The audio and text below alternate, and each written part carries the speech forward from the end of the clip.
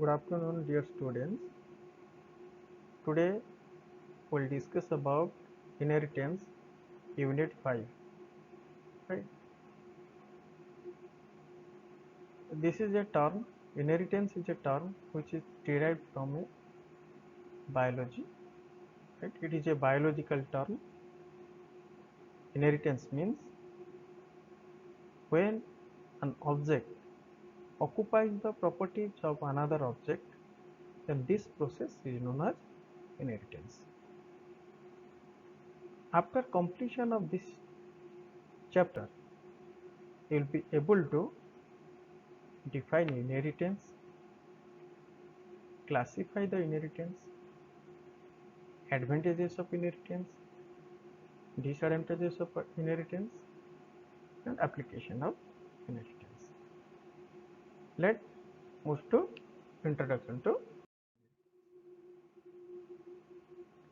It is a process by which object of one class acquires the properties of object of another class.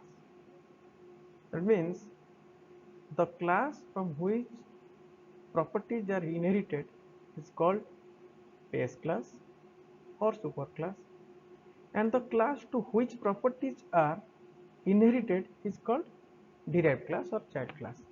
That means child class occupies the properties of parent class. This relationship is known as EJ relationship. This relationship is known as EJ relationship. This is one example how child class occupies the properties of superclass. Right? When child class occupies the properties of superclass, at this stage child class has two properties. One is its own properties, another is superclass properties. There are different types of terms that is used in inheritance. The first term is class.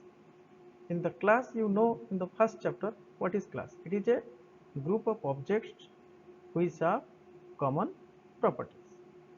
It is a template for blueprint from which objects are created.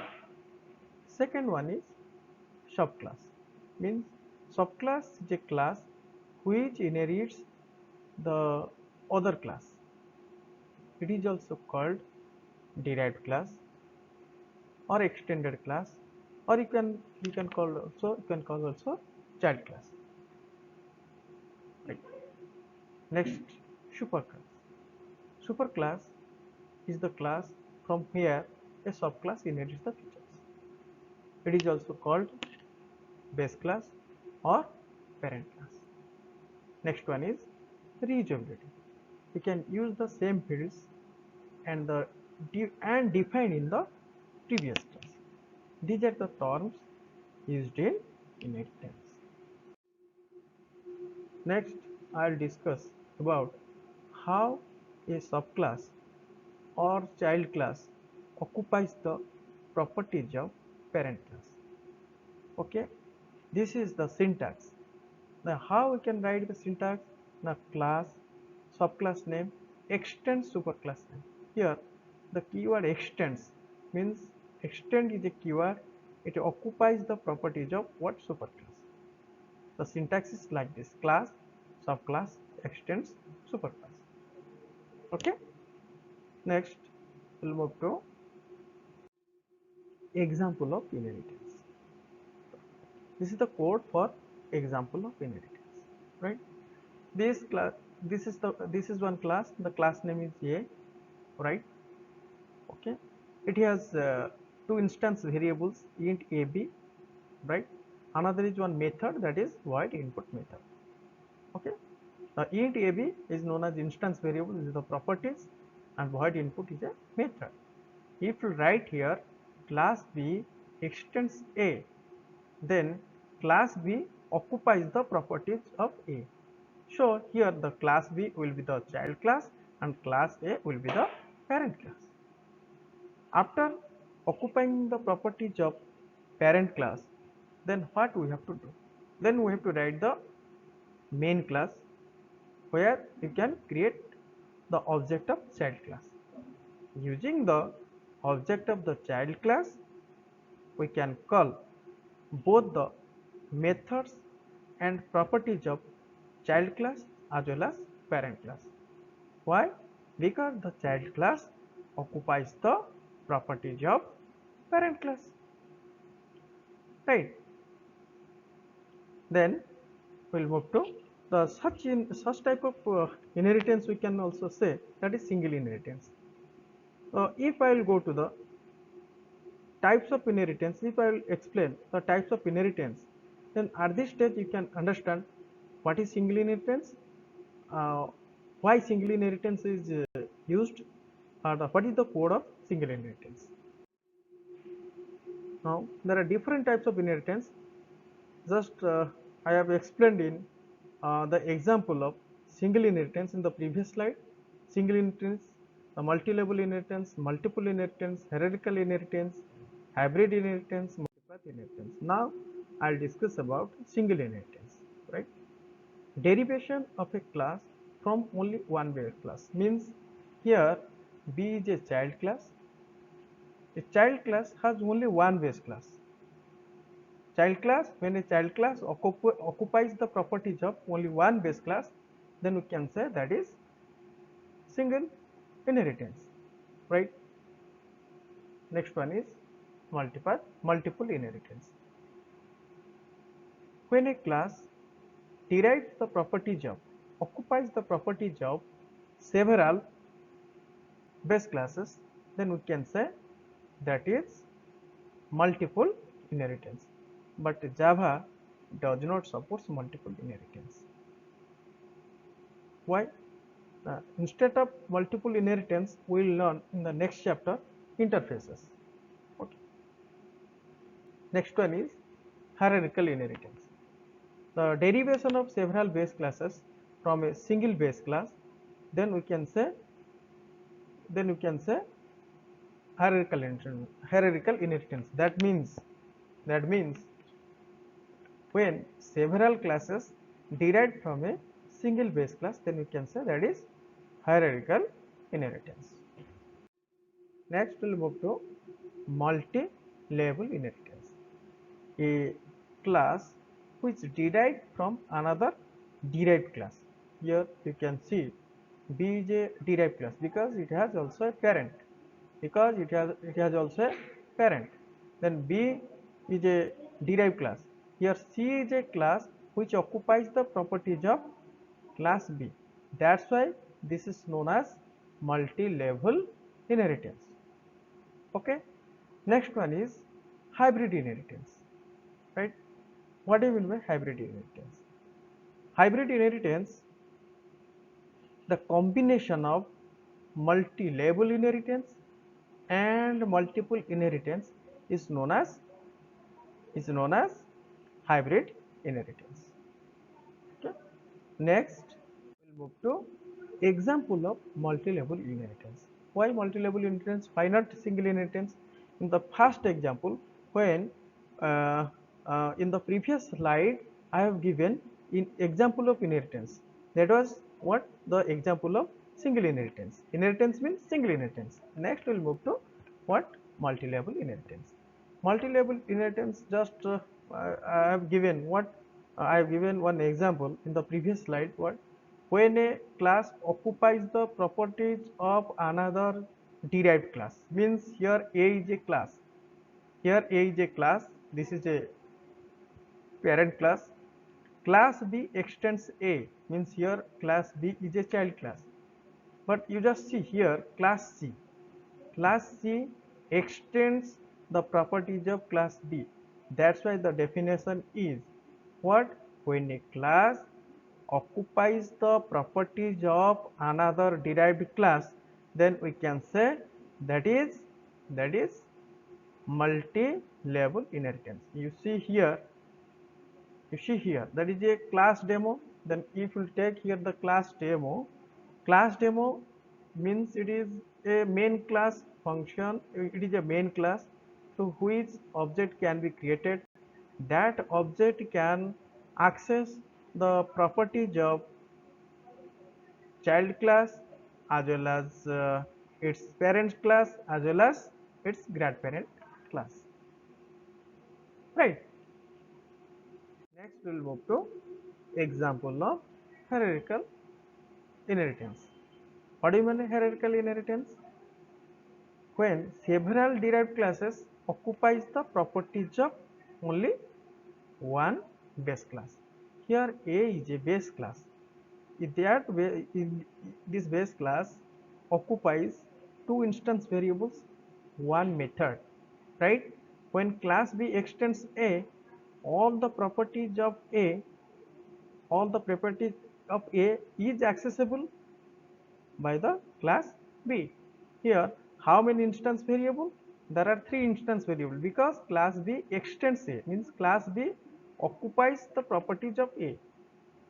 Okay, so here int x, y and also s, there are three instance variables, right? Void sum is a method.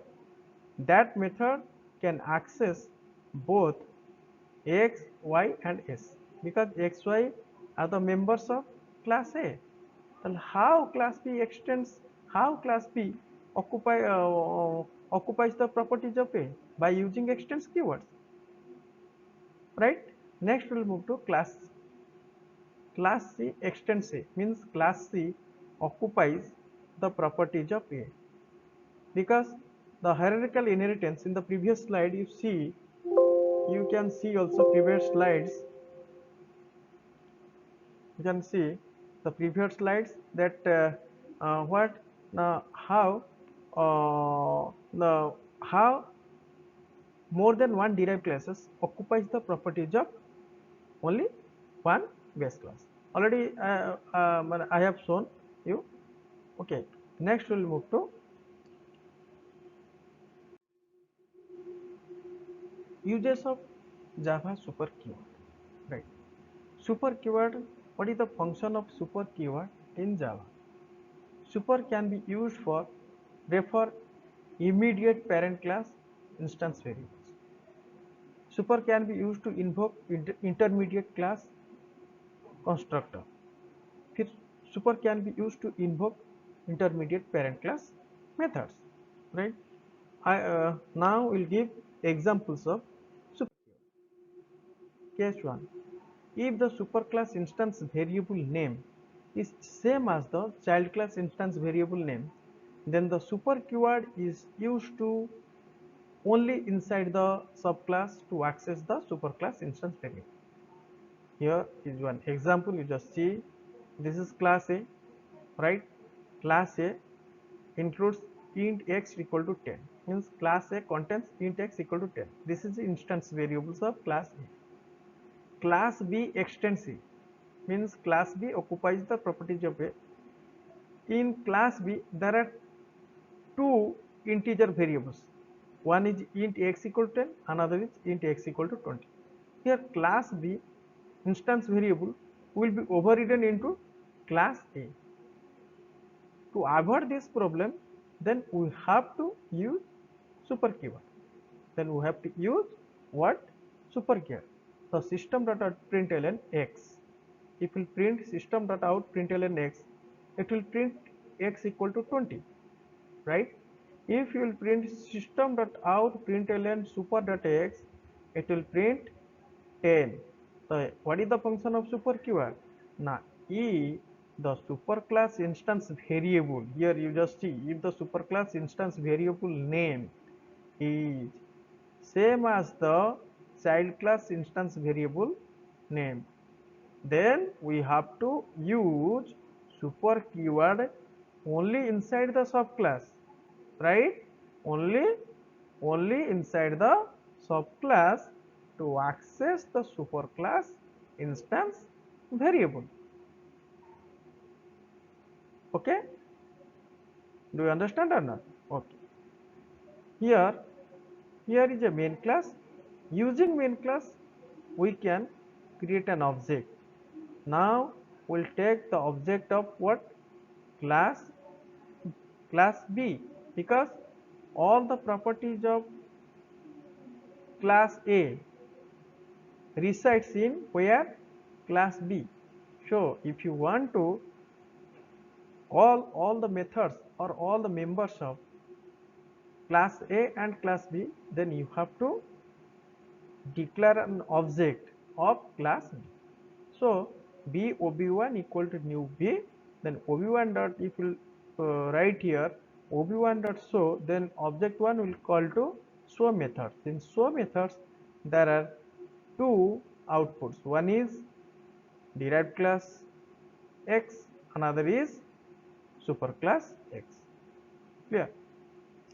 Then we'll get two outputs, that is X equal to 20. If we'll print system.out println X, it will print 20 because this is the local variable of class B. That's why it will print 20. And if you will mention here, if you will use system.out println super.x, it will print 10. Next one is case 2. Java uses super keyword for explicitly calling the superclass constructor within the child class constructor.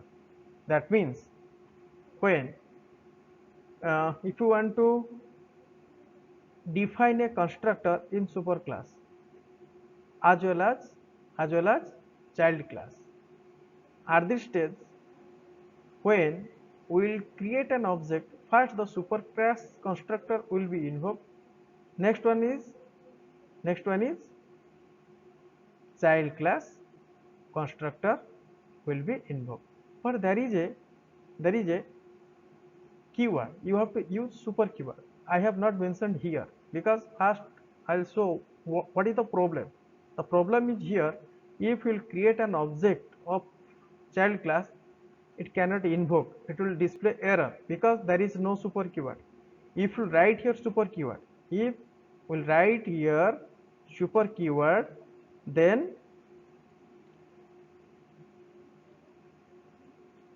super keyword, you have to write super function, right? If you write here super function, then automatically it calls the constructor of the base class, right? Okay, do you understand or not? Okay. This is the how will why we will write here super keyword, because without any super keyword the base class or parent class constructor cannot be invoked. If you will create here object, automatically the superclass constructor will be invoked, right? Then the derived class or child class constructor will be invoked. Okay, next we'll move to advantages of inheritance. Reusability is one of the advantages of inheritance, right?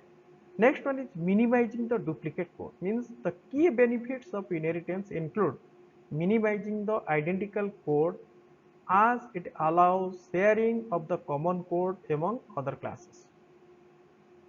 Second one is flexibility. Inheritance makes the code flexibility to change as you will adjust only one place and the rest of the code will work smoothly due to inheritance. Overriding. With the help of inheritance, you can override the methods of the base class. If there is no inheritance, you cannot override the methods. Just I have given in the previous slide instance variables, instance super keyword, using super keyword, how we can avoid the overriding methods. If you will not use super keyword, then overriding will be possible. Next one is data hiding. Data hiding means the base class in inheritance decides which data to be kept private such that the derived class will not be able to alter it. Disadvantages of inheritance. No independence means it is one of the disadvantages, because in Java is that two classes, both the base and inherited class, get tightly bounded by each other. In simple terms, programmers cannot use these classes independently of each other. That's why it is one of the disadvantages. Another is decreases execution speed. Means what? Now another con of inheritance is that it decreases the execution speed because inheritance execution takes time and effort. This is one of the disadvantages. Refactoring the code means if the user deletes the superclass, then they have to refactor if they have used it. Next, for more details, kindly dear students, go to the NPTEL sites. There are many links. You can see uh, inheritance, advantages of inheritance, and application of inheritance, disadvantages of inheritance, different programs available in this site. Go to that sites and you can get better benefit. Right. Thank you. Thank you very much, students. Today this much.